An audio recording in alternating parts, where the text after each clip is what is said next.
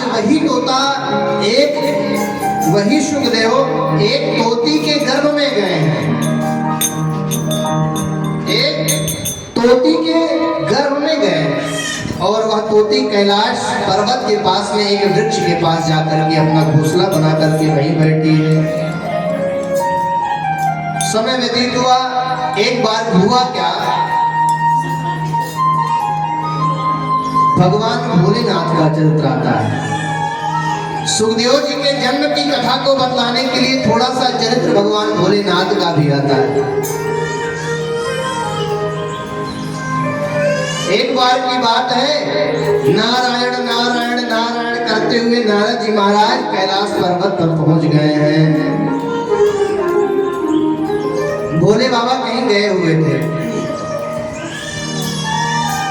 भोले बाबा कहीं गए हुए थे और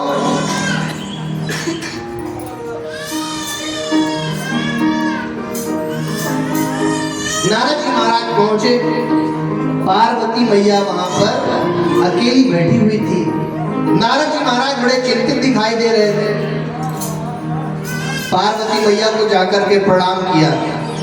ध्यान से सुनो, बड़ी अच्छी कथा है भोले बाबा को।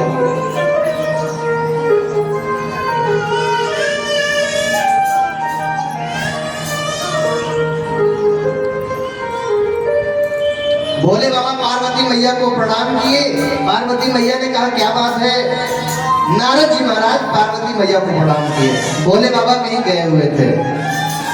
अरे बालकन को सामने करा लो मैया।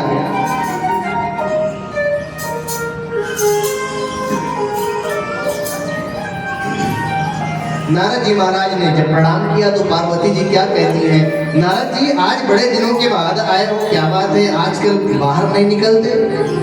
नारद जी कहते हैं क्या बताऊं मैया, आजकल कहीं आने जाने का मन नहीं करता। नारद जी कह रहे हैं आजकल कहीं आने जाने का मन नहीं करता, लोग स्वार्थी हो गए हैं, लोग मतलबी हो गए हैं, सब मतलब के आ रहे हैं, इसलिए किसी के पास आने जाने का मन नहीं करता। सब बड़े लालची हैं, लोभी हैं, सब अपने में मस्त रहते हैं, कोई एक दूसरे को समझता नहीं है। पार्वती मैया को क्रोध आया। पार्वती मैया कहती है नारद जी सबकी बात क्यों कर रहे हो।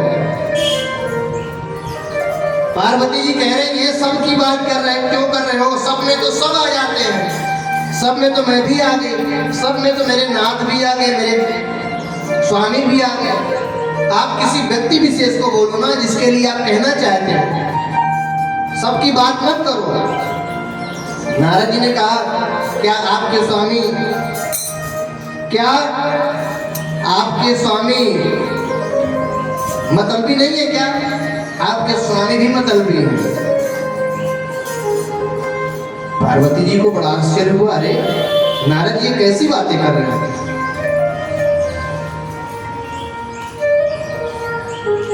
पार्वती मैया नारद जी से कहती नारद जी आप ये क्या कह रहे हो, मेरे स्वामी मतलबी हैं,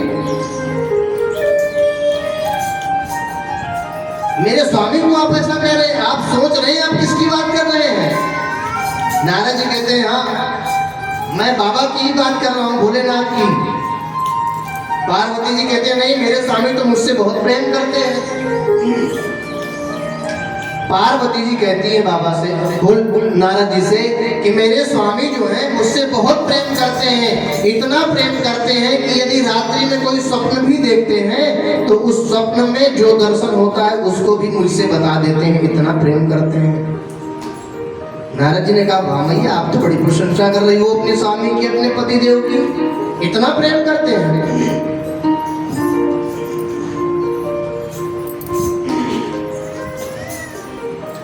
पार्वती जी ने कहा हाँ इतना प्रेम करते हैं। तब नारद जी ने क्या कहा, मैया एक बात बताओ, क्या आज तक भोले बाबा ने ये बतलाया कि जो अपने गले में वो मुंडों की माला पहनते हैं वो किसकी है। जैसे ही इतनी बात नारद जी ने कही सोई पार्वती मैया की मति घूम गई, दिमाग घूम गया। अरे आज तक तो मेरे स्वामी ने ये बताया ही नहीं, आज तक मेरे स्वामी ने ये तो बतलाया नहीं कि जो गले में मुंडों की माला धारण करते हैं वो किसकी है।